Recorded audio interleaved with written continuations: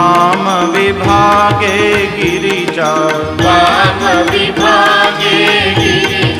रूपम् अतिललितम् ॐ हर हर हर महादेव।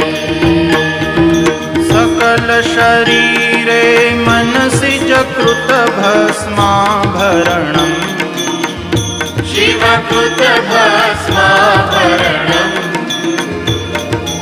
इति वृषभध्वजरूपम् वृषभध्वजरूपम् तापत्रयहरणम्